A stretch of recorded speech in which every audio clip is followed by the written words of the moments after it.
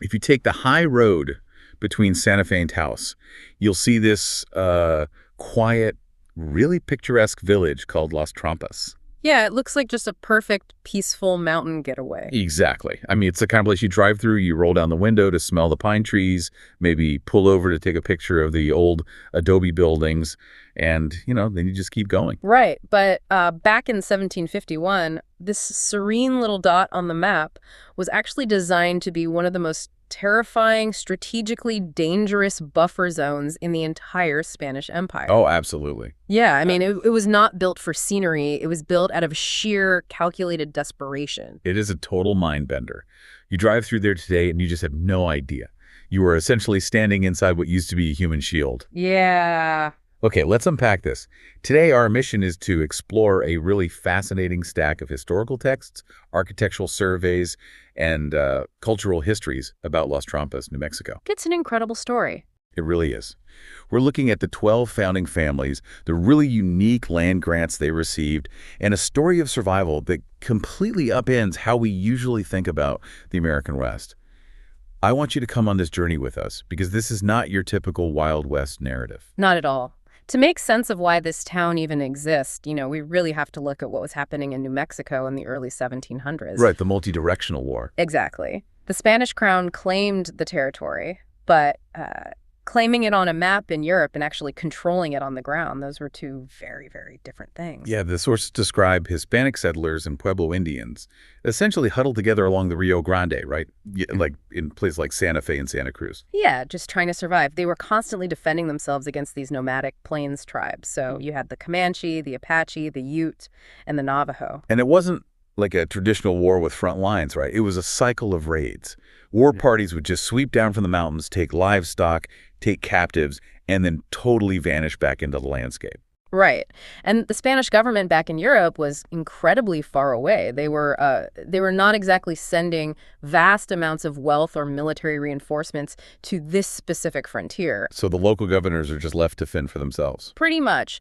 The governor at the time, Tomás Villas Cachupin, he realized he simply did not have the military force to defeat the nomadic tribes or, chase them across the plains. You had to get creative. Exactly. He had to figure out a way to absorb the attacks before they reached the wealthy, populated valleys. And his method of absorbing them was to create a network of high mountain buffer communities. Yes, deliberately placing towns like Las Trampas, Truchas, and Abiquiu at the very fringes of the frontier. Right along the mountain passes that the Comanche and Apache used as attack routes.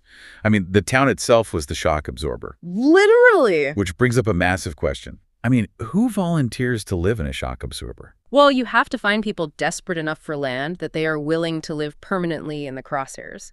And for the Spanish governors, that meant recruiting a specific population known as the Janizaros. Yeah, the sources keep mentioning the Janizaros. And I struggled to wrap my head around this concept at first because it doesn't fit the usual Spanish versus native binary history we're taught. So who exactly were they? Right, it's complex. It was essentially a catch-all term for North American Indians of mixed tribal derivation who had been separated from their original tribes and absorbed into Spanish society. Living in Spanish fashion. Right, Christianized, speaking simple Spanish, taking Spanish surnames.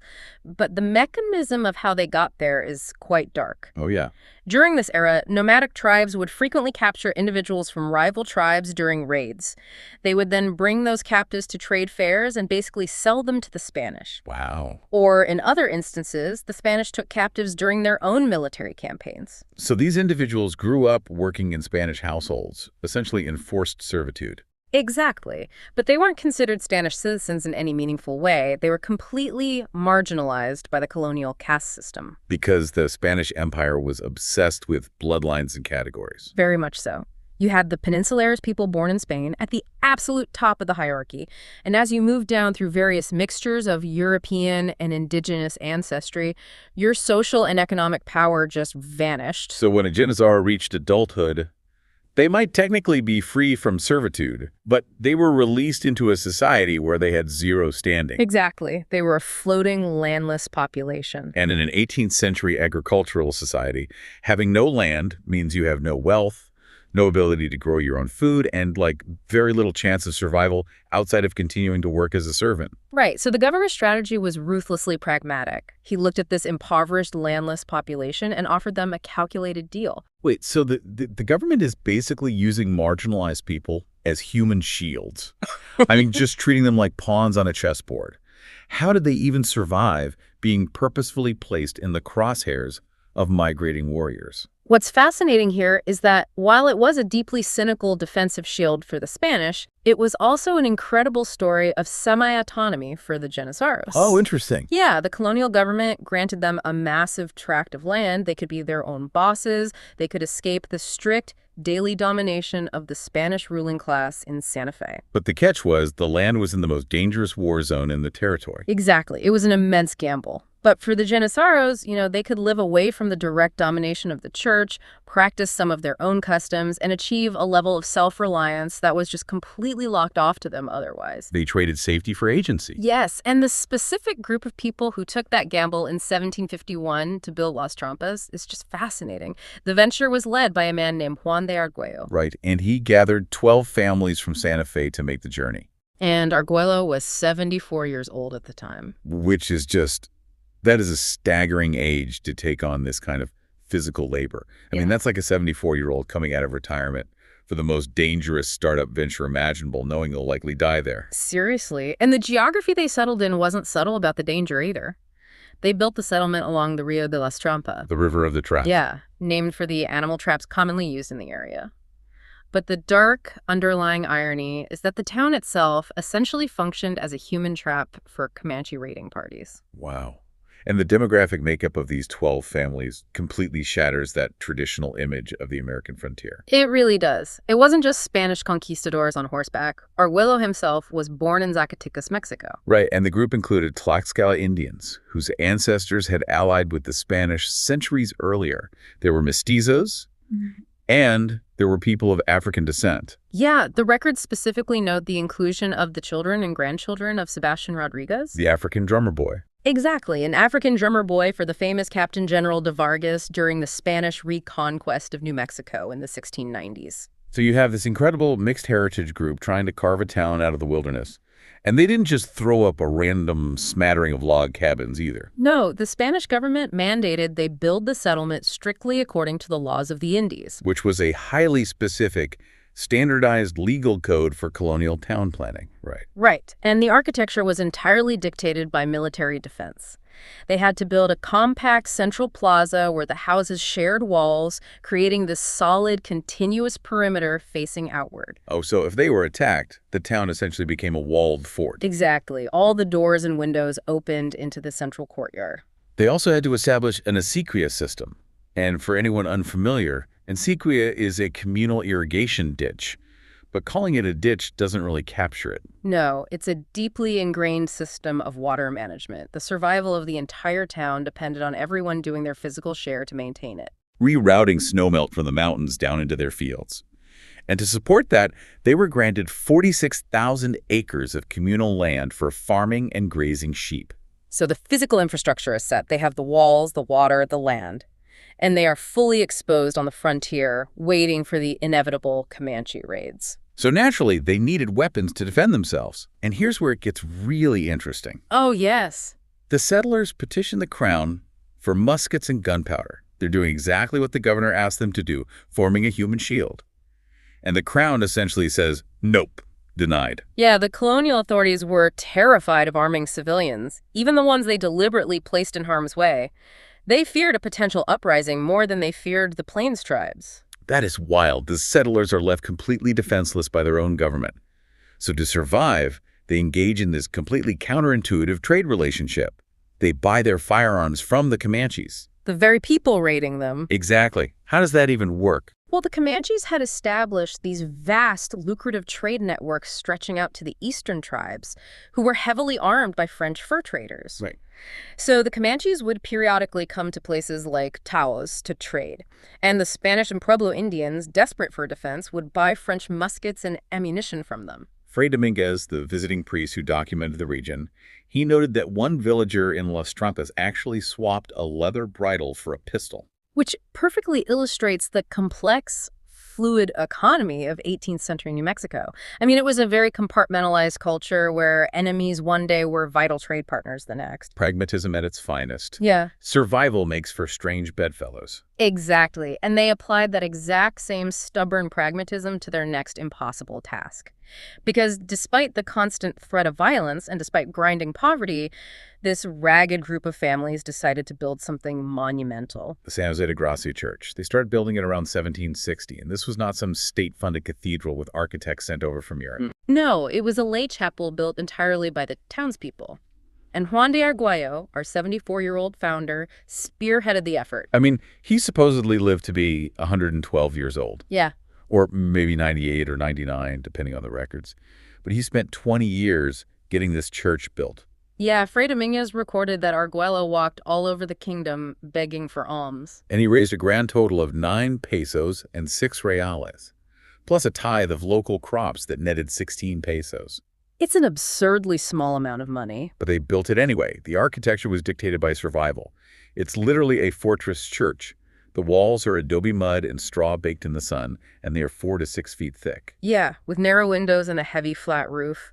During a Comanche raid, the whole town could hide inside. And inside that fortress is an architectural marvel. Yeah. The transverse clerestory window. It's a Franciscan invention, unseen anywhere else in Christian architecture. It's brilliant. So for you listening, imagine a hidden theatrical spotlight designed to evoke the divine presence.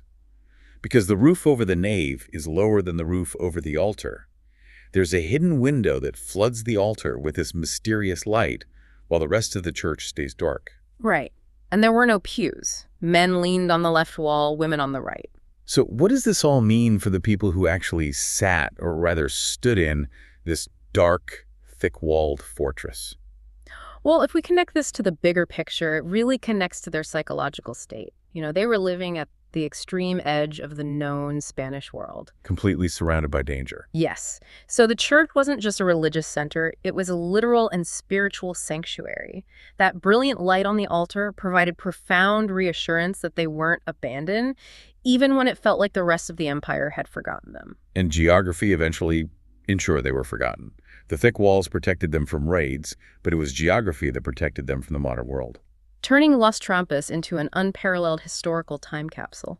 Yeah, Fray Dominguez visited in 1776 when the town had grown to about 63 families, and he described the 279 residents as a ragged lot who were as festive as they are poor and very merry. Because it was bypassed by major trade routes, it was utterly unaffected by American fashions or economic shifts until the 1920s. They were totally culturally isolated. The town even still houses Dona Sebastiana, right? Yes, the hooded wooden skeleton riding a cart with high wheels and a drawn bow, the death cart. It's this intense medieval personification of death.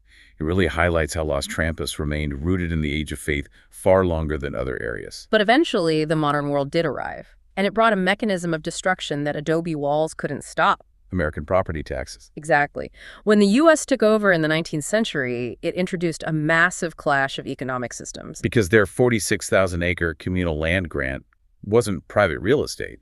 It operated on a cash-poor communal system, the ejido system. Right. The families owned small, private plots in the valley, but the mountains, the forests, the upland pastures, those were all communal. You graze sheep on the common land, you hunt on the common land. But then the U.S. government arrives, imposes a capitalist grid system, and demands an annual property tax payment in U.S. dollars. And the villagers simply did not have cash. You couldn't pay a tax bill with ship or firewood.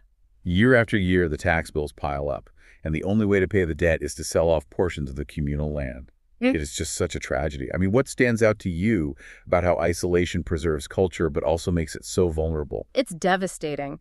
Today, that original 46,000 acres has been whittled down to a hodgepodge of gerrymandered plots about 210 acres. A community that survived 50 years of Comanche raids was ultimately defeated by bureaucratic tax laws. And much of the historic land is now managed by the U.S. Forest Service. But that tension over the land isn't just history.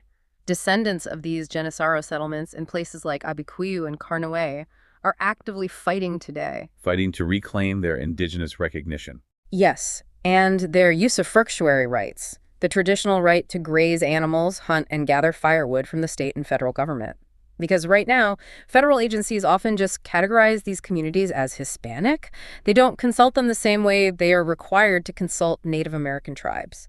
Because the bureaucratic systems don't have a neat checkbox for a mixed heritage, Spanish-speaking Catholic, indigenous community. Exactly. So we started this dive looking at a peaceful mountain highway, and we found a terrifying 18th century buffer zone built by a deeply diverse group of marginalized people who defied the odds. They really did. From building a fortress church without money to surviving as a living time capsule. And it reminds us why this matters. History isn't just about dates. It's about the resilience of mixed identity communities that carved out a place for themselves. Absolutely. I want to leave you with a final thought to mull over. Our sources mention that Canada has legal frameworks, like the Métis designation, for citizens of mixed Indigenous and European descent, granting them specific land rights. If the United States were to adopt a similar legal framework for descendants of Genízaro settlements, how might that fundamentally rewrite the way we manage public lands and recognize Indigenous history in the American West today? It's definitely something to think about the next time you drive through those peaceful mountains. You might just be standing in a fortress,